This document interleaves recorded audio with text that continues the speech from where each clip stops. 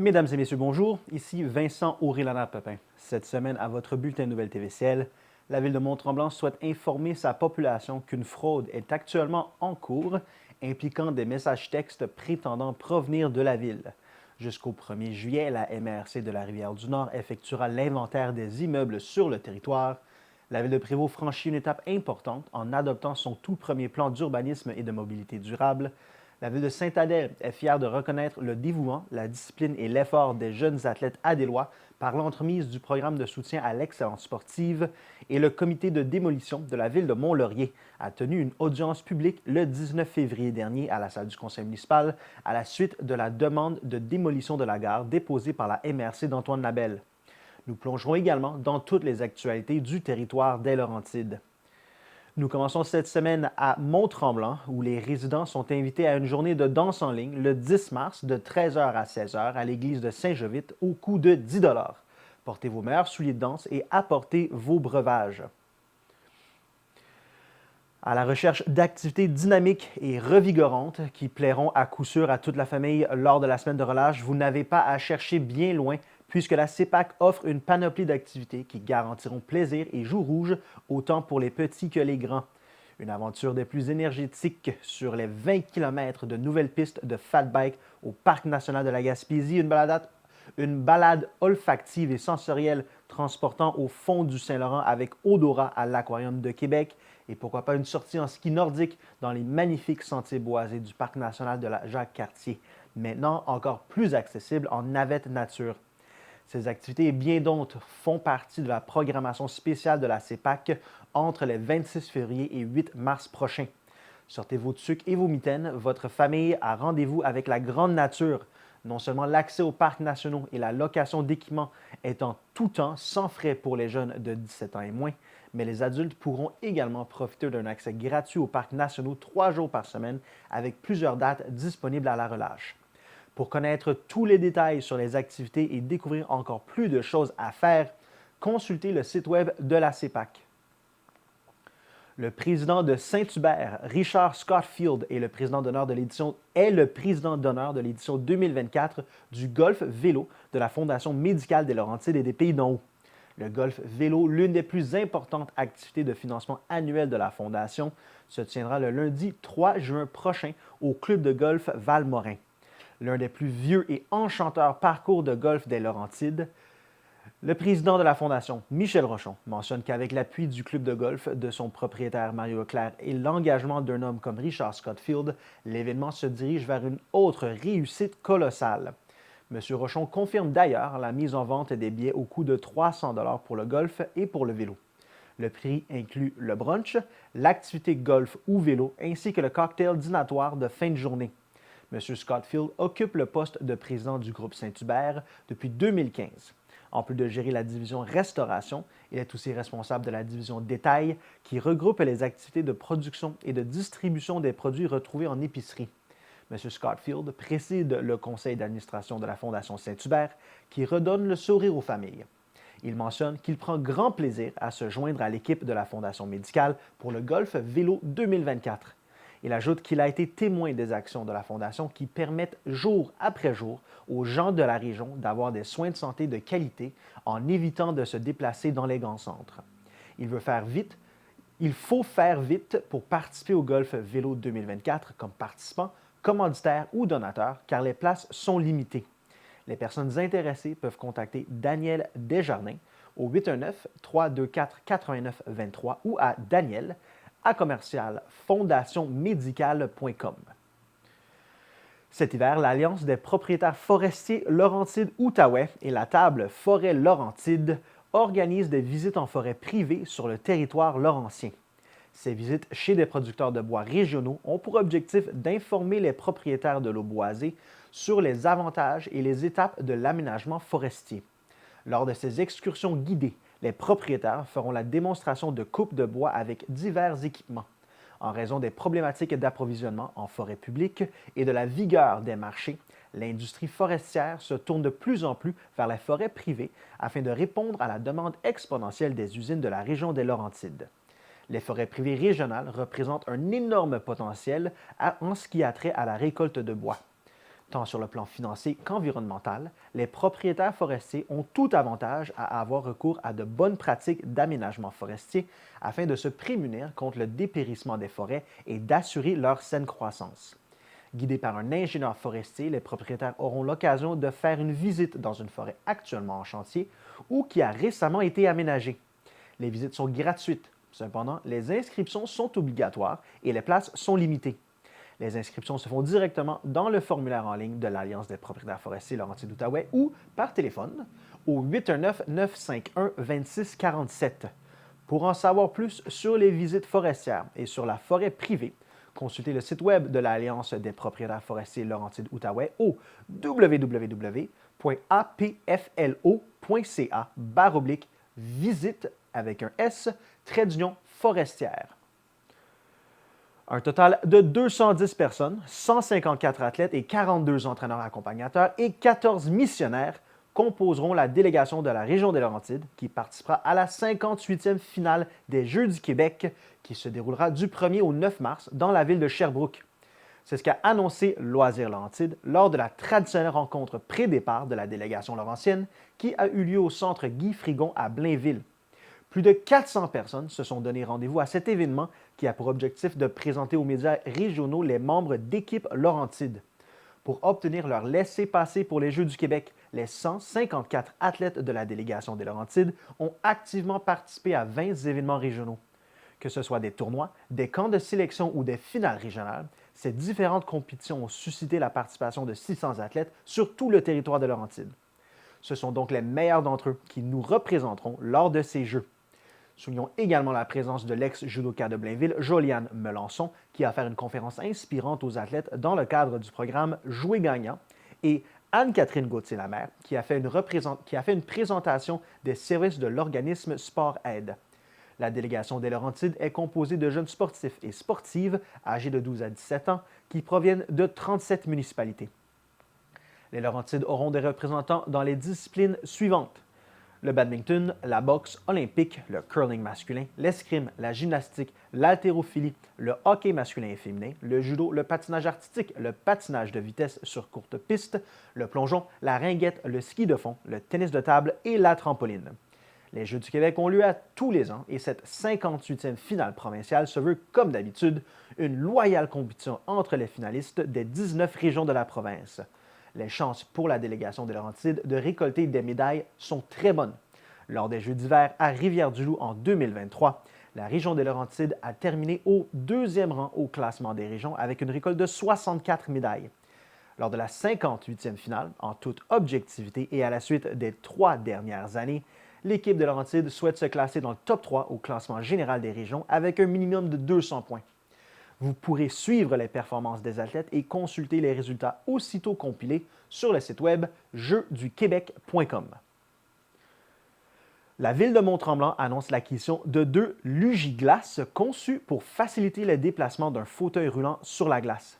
Grâce à un don de la Fondation médicale des Laurentides et des Pays d'en haut, dont bénéficie également la ville de Sainte-Agathe, ce nouvel équipement permet aux personnes à mobilité réduite de profiter des patinoires en toute sécurité. Ces 2 luges sont disponibles sans réservation à l'Aréna Gilles Cadieux. La Lugiglace est un support qui s'adapte facilement à tous les types de fauteuils roulants et facile d'utilisation. Son système innovant permet aux personnes accompagnatrices de déplacer une personne en fauteuil roulant sur les surfaces glacées sans effort. Cette acquisition fait suite à une demande citoyenne qui a touché la Fondation médicale des Laurentides et des Pays d'en haut et qui a fait boule de neige auprès des 2 villes, contribuant ainsi à améliorer la qualité de vie de leur population et l'accès à leurs infrastructures. La ville de Mont-Tremblant souhaite informer sa population qu'une fraude est actuellement en cours impliquant des messages textes prétendant provenir de la ville de Mont-Tremblant. Ces messages demandent aux destinataires de payer des contraventions par ce biais. Voici donc quelques points importants à retenir. La ville de Mont-Tremblant ne communique jamais par message texte pour demander des paiements de contravention. Si vous recevez un tel message, soyez vigilant et méfiez-vous. Vérifiez toujours l'authenticité de la demande, par exemple le numéro de provenance, et en cas de doute, contactez directement les services municipaux au 819-425-8614 pour confirmer toute information. Si vous recevez un message suspect Ne répondez pas et signalez-le immédiatement aux autorités compétentes. Soyez toujours vigilants et informés et partagez cette mise en garde avec vos proches pour prévenir et contrer ces pratiques malveillantes. En prévision de la semaine de relâche qui se tiendra du 26 février au 1er mars, l'équipe du Service de la culture, des loisirs et de la vie communautaire de Mont-Tremblant a mis sur pied une programmation d'activités familiales quotidiennes entièrement gratuite. Ces nouvelles activités s'ajoutent à la pléiade d'activités libres déjà offertes sur le territoire. La plupart des activités gratuites requièrent une inscription via Sport Plus, sauf pour l'activité de jeux de société. Les inscriptions se font en personne à la bibliothèque ou par téléphone. Pour s'inscrire, une personne doit obligatoirement détenir une carte Accès Mont-Tremblant ou une carte Expérience Mont-Tremblant. Les places sont limitées. Le lundi 26 février à 10h, il y aura une activité yoga parents-enfants au centre sportif. Le mardi 27 février à 10h, il y aura l'activité Yoga du rire au centre sportif également.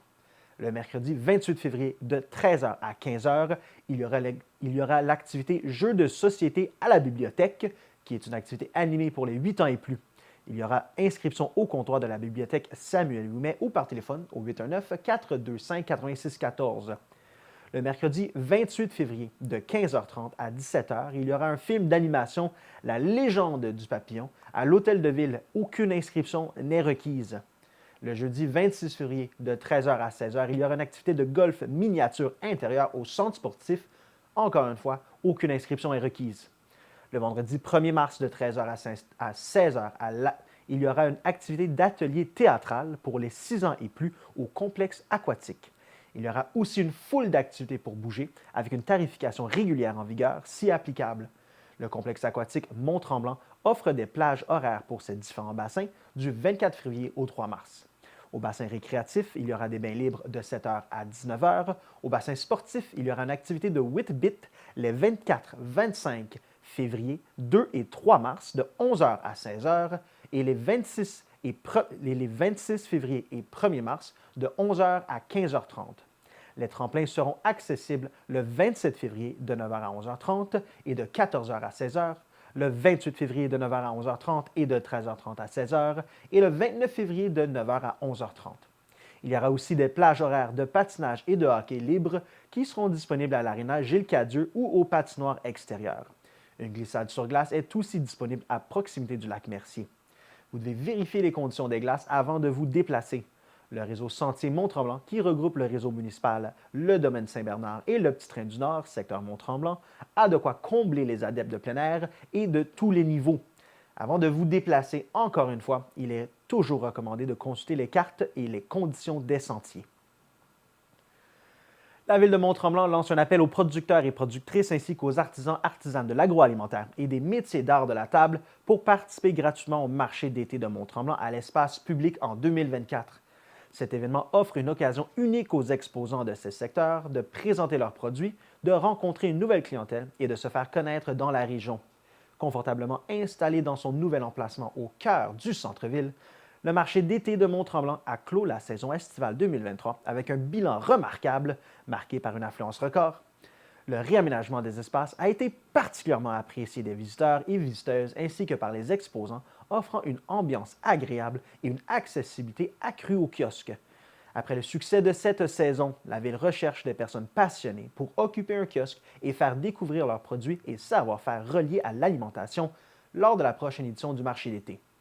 Les personnes qui souhaitent soumettre leur dossier sont invitées à remplir le formulaire d'inscription disponible à villedemontremblant.qc.ca/marché avant le 13 mars 2024.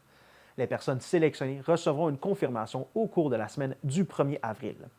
Membre de l'Association des marchés publics du Québec, le marché d'été de Mont-Tremblant attire une clientèle ouverte, curieuse et à l'appétit toujours grandissant pour les produits locaux. Ainsi, afin de favoriser le principe d'agriculture de proximité, la priorité sera accordée aux candidatures du Grand Mont-Tremblant jusqu'à un rayon de 100 km. Pour plus de détails, vous pouvez contacter le service de la culture, des loisirs et de la vie communautaire en téléphonant au 819-425-8614 ou par courriel à culture et loisirs à commercial-ville-de-Mont-Tremblant.qc.ca. Revenez-nous après la pause.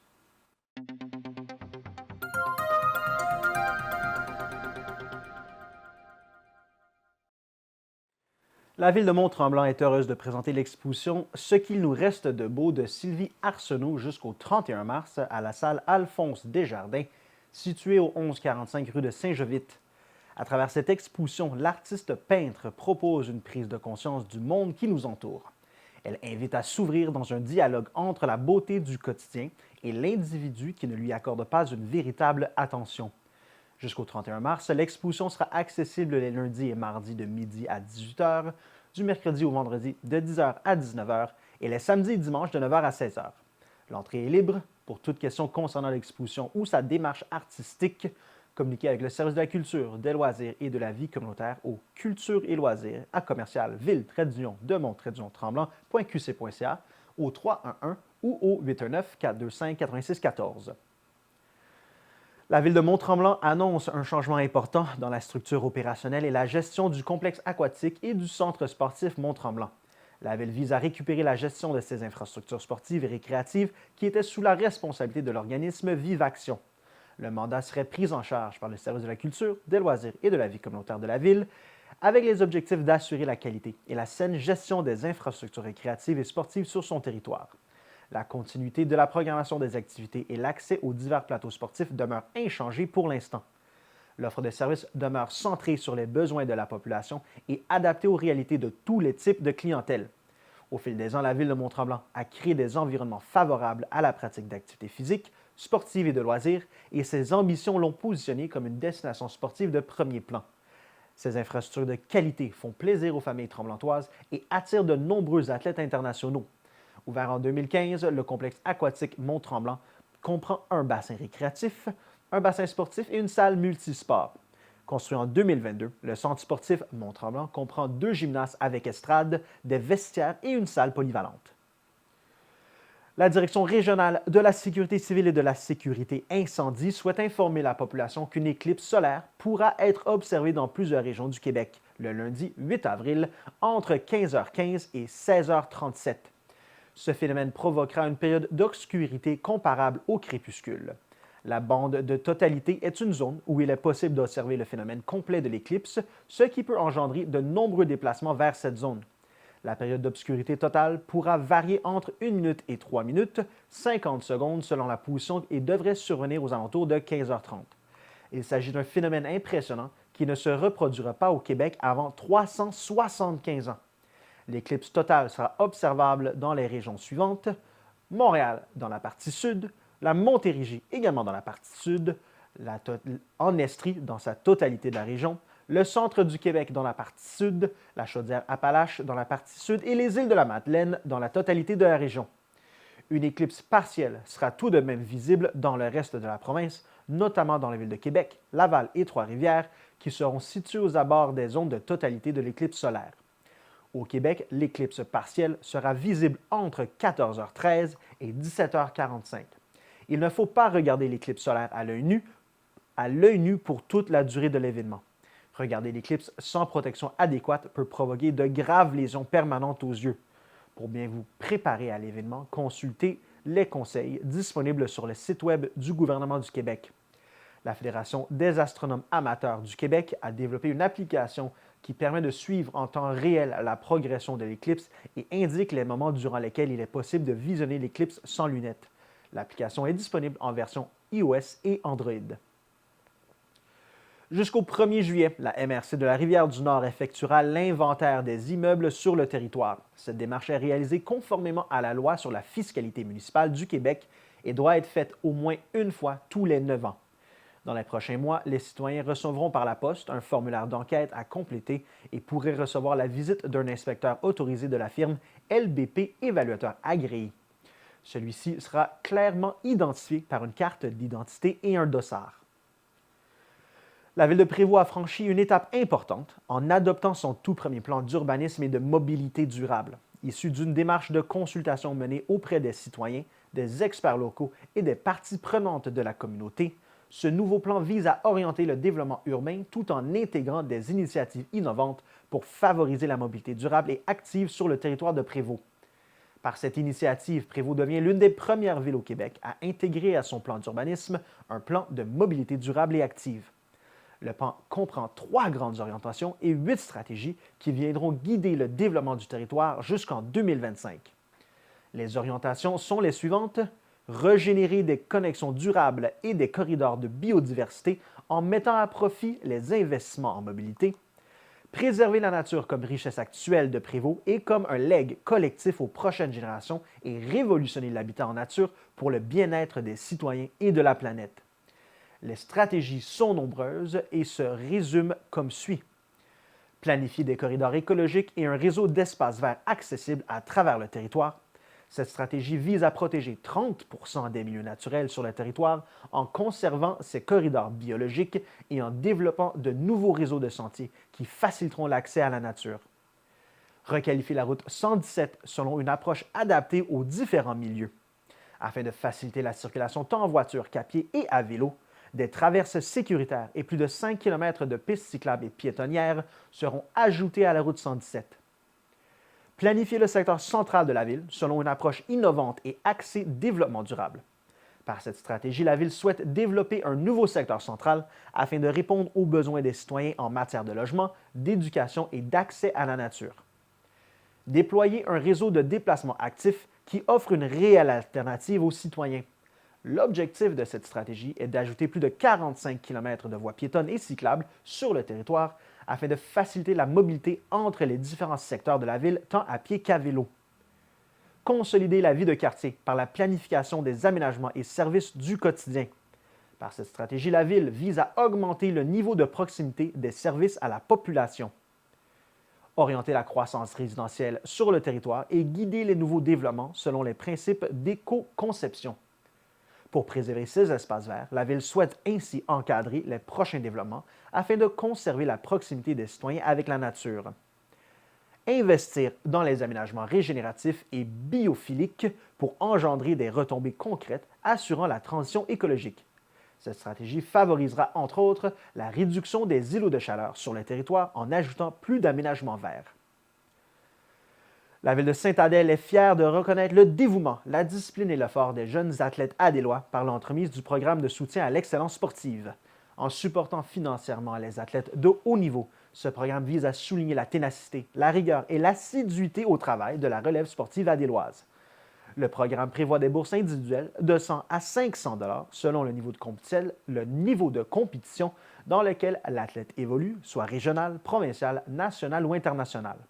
Pour être admissibles, les candidats doivent résider à Saint-Adèle depuis au moins 24 mois, être âgés de 25 ans au moins au moment du dépôt de la demande et évoluer dans une discipline sportive reconnue par Sport Québec. Tous les détails en lien avec ce programme sont disponibles sur le site web de la Ville. Les personnes intéressées à soumettre leur dossier doivent compléter le formulaire de candidature au plus tard le mardi 3 mars prochain et le faire parvenir par courriel à loisirs@vdsa.ca ou par la poste à l'adresse de la Ville de Saint-Adèle, soit le 1381 boulevard de Saint-Adèle à Saint-Adèle, code postal J8B1A3, à l'attention du Service des loisirs, de la culture et de la vie communautaire. Les bourses seront octroyées en fonction de la qualité du dossier présenté, du cheminement sportif de l'athlète, des performances enregistrées durant l'année en cours, ainsi que du niveau de discipline et de détermination lié à l'atteinte des objectifs de l'athlète. Le comité d'évaluation sera formé d'un citoyen, de 2 élus et du directeur du service des loisirs, de la culture et de la vie communautaire de la ville de Saint-Adèle. Revenez-nous après la pause.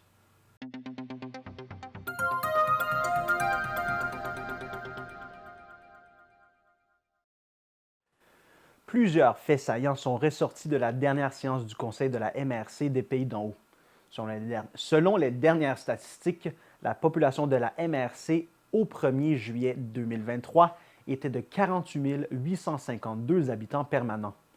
Avec 14 763 habitants, Saint-Adèle demeure première en termes de population, devant Saint-Sauveur qui comptait alors 11 939 habitants. Ces deux villes pèsent près de 55 % de la population totale de la MRC.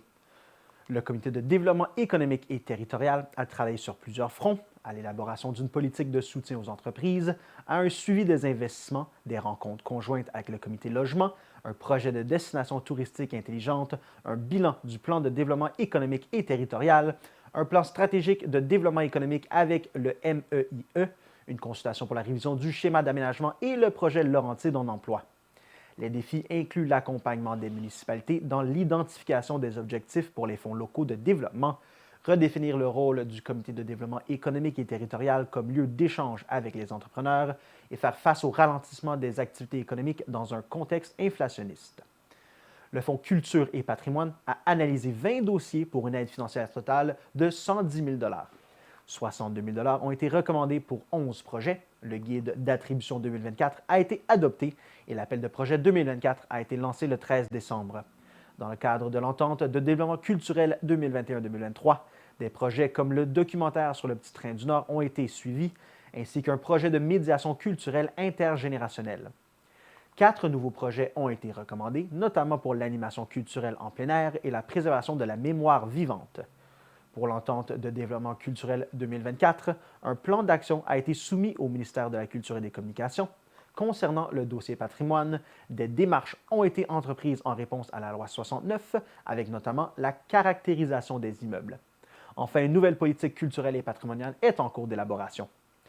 Le comité de logement de la MRC des Pays-de-Haut a accompli diverses actions, la rédaction d'une politique de l'habitation, une recommandation d'ajout au schéma d'aménagement lié au logement, une identification d'initiatives pour les villes, le repérage des terrains municipaux pour la construction de logements, la production de statistiques sur le logement, le soutien continu à l'Office municipal d'habitation, l'organisation d'un comité d'action stratégique en habitation abordable, la liaison avec d'autres comités comme le SDET, l'analyse de scénarios de fusion de l'Office d'habitation et un rapport au Conseil de la MRC sur les travaux effectués. Le comité Signature Innovation a réalisé plusieurs avancées significatives, dont le lancement du programme Signature Innovation avec l'annonce publique des 12 premiers octrois en juin 2023 et une page web dédiée a été créée pour le programme. 2 appels à projets ont été lancés avec un total de 512 460 accordés à différents projets. Des initiatives internes telles que la conception d'une vidéo de lancement, la structuration du projet Route Blanche et la mise en place de la brigade d'accueil ont également été réalisées. Les enjeux incluent une meilleure vue d'ensemble de l'état des réseaux, des hausses significatives de la valeur foncière et des coûts de construction, ainsi qu'un suivi rigoureux des projets impliquant des servitudes de passage récréatif. En 2023, le comité du Fonds local d'investissement a approuvé 8 dossiers, générant un financement de 448 500 et des investissements de 1 194 500 Ces projets ont créé et maintenu 14 emplois. Le renouvellement de fonds locaux d'investissement jusqu'en 2025 a été autorisé par le gouvernement québécois avec un nouveau contrat signé en octobre 2023. Une politique d'investissement révisée a été approuvée en septembre 2023, proposant des conditions avantageuses malgré les resserrements des institutions financières. Les efforts ont été déployés par les employés du service de développement économique pour promouvoir le Fonds local d'investissement, entre autres grâce à des rencontres avec diverses institutions et organisations. En 2023, le Centre sportif a amélioré sa gestion et son offre de services, notamment dans les bassins Desjardins, et a signé des ententes de commandite avec IGA Sobeys et Groupe Laurence. Une fermeture complète de 4 semaines a permis des rénovations et des améliorations dans les bassins. Des ententes intermunicipales ont été établies pour l'entretien paysager et la surveillance pendant l'heure du midi. Les budgets d'exploitation ont été analysés en vue de l'élaboration du budget 2024. Parmi les défis à relever, notons l'entretien des bassins et la qualité de l'eau, ainsi que la résolution de problèmes techniques sur les systèmes mécaniques. Des actions sont prévues pour améliorer l'efficacité et la fiabilité des services, notamment pour la filtration UV et le réseau de glycol pour l'eau chaude domestique. Le comité du Fonds Région et Ruralité a reçu 24 demandes pour l'appel à projet 2023, totalisant 617 137 17 projets ont été acceptés pour 275 000 4 demandes de soutien au fonctionnement sur 2 ans ont été financées à hauteur de 190 000 Un appel à projet en continu a été lancé avec 2 dates butoirs annuelles. Les documents de gestion pour le Fonds Région et Ruralité ont été mis à jour. Les défis incluent la relocalisation des organismes communautaires, la gestion des projets de sentiers et les demandes d'aide au fonctionnement. Une réflexion est nécessaire pour mieux encadrer ces demandes, clarifier les critères et revoir le caractère exceptionnel du financement. Le comité du Fonds Virage numérique de la MRC des Pays-de-Haut a soutenu 10 projets locaux pour une somme totale de 48 600 $. Dans le cadre d'une initiative visant à promouvoir le fonds Virage numérique, 14 entreprises ont répondu favorablement à l'appel d'intérêt visant les prestataires de services web et numériques du territoire afin de faciliter la mise en relation avec les promoteurs de la région. La MRC des Pays-de-Dôme a octroyé un contrat afin de mettre à jour son profil socio-économique, la dernière version datant de 2015. La version mise à jour du profil socio-économique sera rendue accessible via le site web de la MRC d'ici l'automne prochain. Le Conseil de la MRC a adopté l'entente cadre signée avec Éco-Entreprises Québec concernant la modernisation de la collecte sélective. Toutefois, la MRC agissait déjà comme précurseur dans ce domaine en uniformisant le service de collecte de matières résiduelles à l'ensemble des 10 municipalités la constituant. Le comité de démolition de la ville de Mont-Laurier a tenu une audience publique le 19 février dernier à la salle du conseil municipal à la suite de la demande de démolition de la gare déposée par la MRC d'Antoine Labelle. Après de nombreuses analyses et plusieurs témoignages entendus lors de l'audience, le comité de démolition refuse la démolition totale de la gare située au 700 rue Vaudreuil telle que présentée. Toutefois, le comité est favorable à étudier une nouvelle demande de démolition comportant deux options pour comparaison, soit la démolition complète telle que déposée et une nouvelle option basée sur une démolition partielle permettant de conserver la partie d'origine du bâtiment et ainsi réduire les coûts de restauration. Près d'une cinquantaine de personnes se sont présentées dans le cadre de cette audience.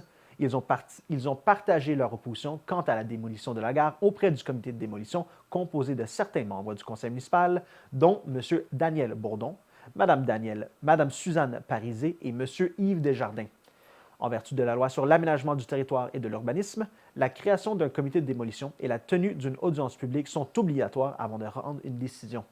Les membres du comité doivent prendre connaissance de la demande, des études et des analyses d'experts en lien avec le dossier et écouter lors de l'audience publique les personnes désirant s'opposer à la démolition.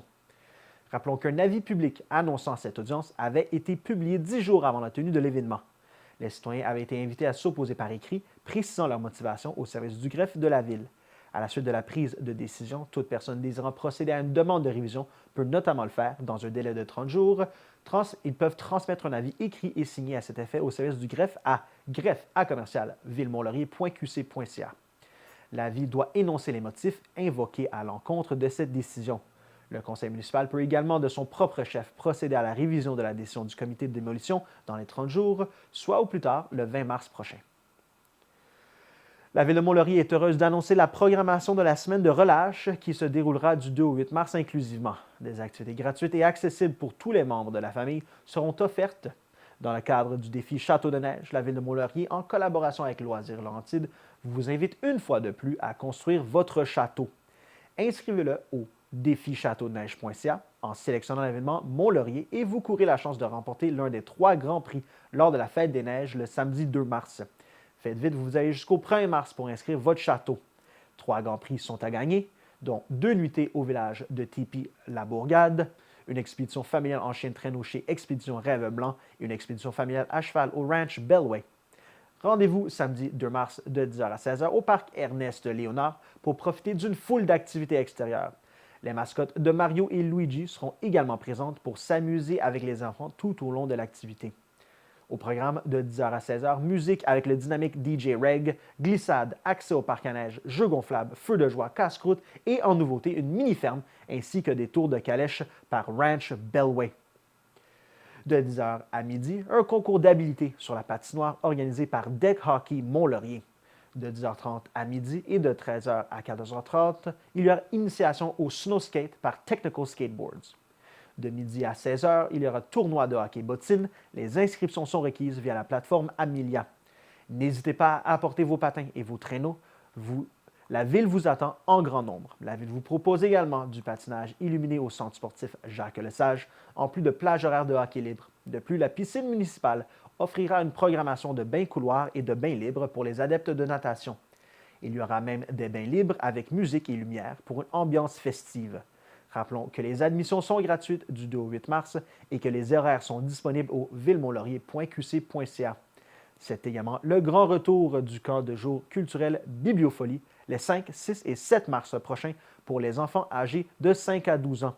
Les activités du camp sur le thème de la culture d'ici et d'ailleurs se dérouleront au gymnase de l'école Saint-Eugène, où les enfants auront la chance de pratiquer de nombreux ateliers favorisant l'expression créative et la pratique de différentes disciplines artistiques. La Ville de Mont-Laurier est heureuse de lancer l'appel de dossier annuel visant l'acquisition d'œuvres d'art réalisées par un citoyen de la ville ou de la région. Que vous soyez artiste professionnel, artisan ou membre de la relève artistique, que vous pratiquiez la photo, la sculpture, le collage ou toute autre forme d'art visuel, cet appel s'adresse à vous. N'hésitez pas à déposer votre dossier. Le formulaire de dépôt est disponible sur le site web de la Ville. La collection d'œuvres d'art de la Ville de Mont-Laurier désire représenter différentes disciplines entourant les métiers d'art visuel. Ainsi, ce n'est qu'en recevant des propositions variées que la Ville atteindra cet objectif. Les candidats intéressés à proposer une œuvre sont invités à remplir le formulaire de proposition d'œuvres d'art disponible sur le site web de la Ville avant le vendredi 10 mars. La sélection finale sera effectuée par un comité d'acquisition chargé d'évaluer chaque dossier et d'offrir une rétraction à ceux qui le désirent. Suite à des précipitations records de neige à l'hiver 2022-2023, la municipalité de Valmorin a revu ses opérations et pratiques de déneigement. C'est un réseau de 80 km de rues et de 3 km de trottoirs qui est entièrement entretenu par les employés du service de travaux publics. Face aux aléas climatiques et à la fragilité de l'environnement, la municipalité souhaite adopter de bonnes pratiques visant à assurer la sécurité des usagers lors de leurs déplacements tout en préservant les écosystèmes fragiles et remarquables du territoire. Le relief et la configuration propre à Valmorin posent des défis particuliers et des complexités au processus de déneigement, soit les rues étroites, les nombreuses côtes, les bassins versants, les milieux humides et sensibles, les routes en gravier et les vastes étendues du territoire. Cette nouvelle politique vise à établir des niveaux de service, à déterminer les itinéraires de déneigement ainsi que les délais d'intervention en accord avec des méthodes respectueuses de l'environnement. Les personnes intéressées peuvent consulter cette nouvelle politique sur le site web de la municipalité. La mairesse de Val-David, Mme Dominique Forget, a annoncé officiellement le renouvellement du partenariat stratégique entre la municipalité et la Chambre de commerce du Grand-Saint-Agathe. Dans le cadre de cette collaboration, les entreprises comptant de 1 à 10 employés établis sur le territoire de Val-David auront l'opportunité de bénéficier d'un tarif d'adhésion annuel à la Chambre de commerce harmonisé avec celui de Sainte-Agathe-des-Monts. Les autres entreprises bénéficieront également de tarif réduit grâce à cette entente. Geneviève Lachaine, présidente de la Chambre de commerce du Grand-Saint-Agathe, mentionne que la Chambre de commerce du Grand-Saint-Agathe reconnaît l'importance de collaborer étroitement avec la municipalité de Val-David, un village en pleine croissance économique et sociale qui contribue activement au succès de toute la région. Elle ajoute que son organisation remercie les membres du conseil municipal pour leur soutien et qu'elle espère que grâce à ce soutien spécifique, la Chambre pourra faire grandir son réseau d'entreprises membres à Val-David. La mairesse Dominique Forget explique que ce partenariat témoigne de l'engagement de la municipalité envers le développement social et économique. Elle affirme aussi qu'en collaboration avec tous les organismes de Val-David et de la région, la municipalité aspire à créer un écosystème propice à la prospérité des entreprises et à l'épanouissement de l'ensemble de la communauté.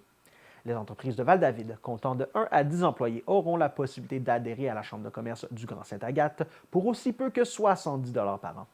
De plus, celles comptant de 11 à 25 employés bénéficieront d'un tarif préférentiel de 155 $ au lieu de 275 $.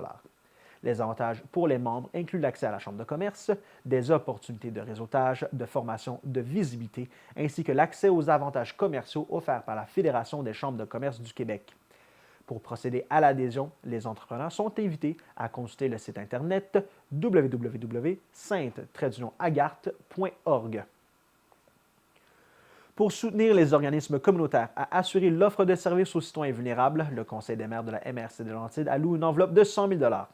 Ce fonds a pour but d'offrir un soutien soit à la mission de l'organisme, soit au démarrage d'un nouveau projet venant contrer un enjeu ou encore à la poursuite d'un service ou une activité déjà existante et essentielle. Les organismes à but non lucratif, les associations et autres entités œuvrant pour le bien communautaire sont invités à soumettre leur candidature pour bénéficier de cette aide financière. Le montant alloué variera en fonction des projets soumis qui devront répondre aux critères d'évaluation et les priorités d'intervention du territoire de la MRC des Laurentides, notamment le soutien aux populations vulnérables, le logement et l'itinérance, la santé mentale, la sécurité alimentaire et le transport collectif et adapté. Face aux enjeux sans cesse grandissants, les élus apportent une aide concrète auprès des organismes socio-communautaires du territoire.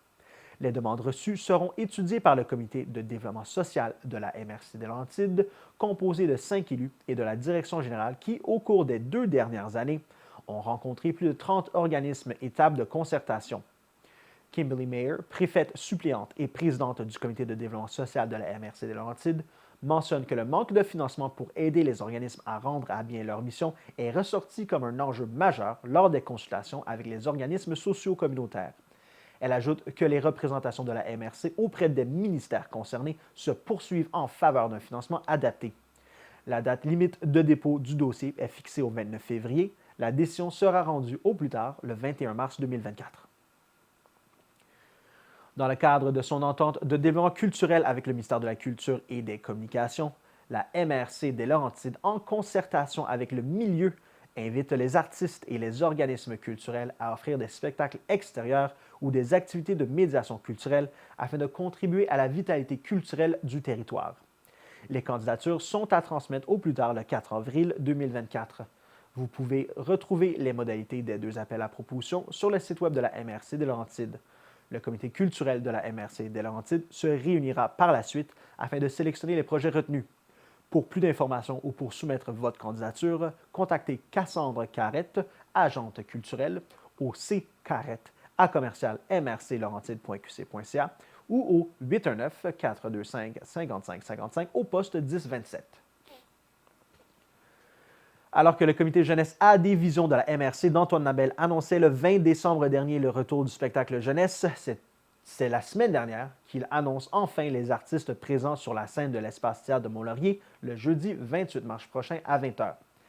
C'est d'abord l'artiste Inu Kanen qui ouvrira la soirée, suivi du réputé groupe québécois Carquois.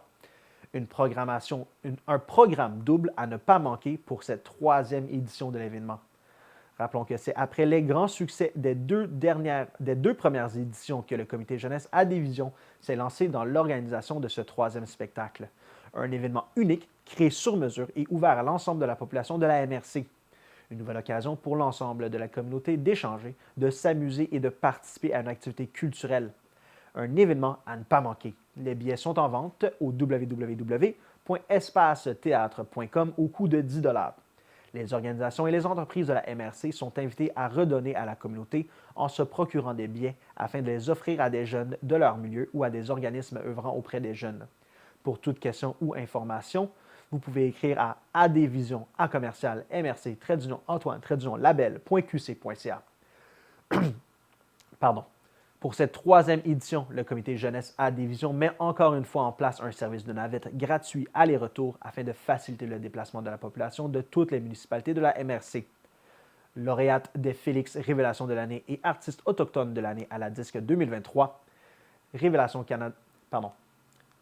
Lauréate des Félix Révélation de l'année et artiste autochtone de l'année 2023, Kanen est une étoile montante dans le paysage musical contemporain québécois.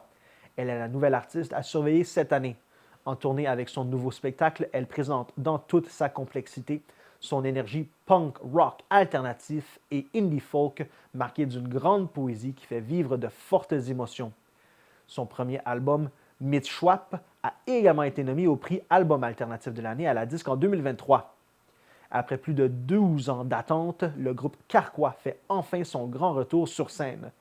Ceux qui les ont déjà vus savent à quoi s'attendre. Un spectacle électrisant, une expérience sonore captivante et inoubliable. Ne manquez pas cette occasion d'être transporté à nouveau dans leur univers musical rock alternatif aux arrangements audacieux et de célébrer en force l'énergie renouvelée de Carquois. Préparez-vous à une soirée qui vous laissera sans voix. Cette année encore, le comité jeunesse A des visions a fait appel à un artiste visuel pour créer le visuel de ce spectacle unique. Pour cette édition, c'est l'artiste Gabriel Sabourin qui a été mandaté pour créer l'affiche promotionnelle. Gabriel est un illustrateur montréalais, spécialiste en bonhommes loufoques et univers drôlement proportionnés. Quand il n'a plus d'idées, il est sur un vélo, en train de patenter quelque chose ou en contemplation de grandes questions et de petites anecdotes, idéalement avec des amis. Revenez-nous après la pause.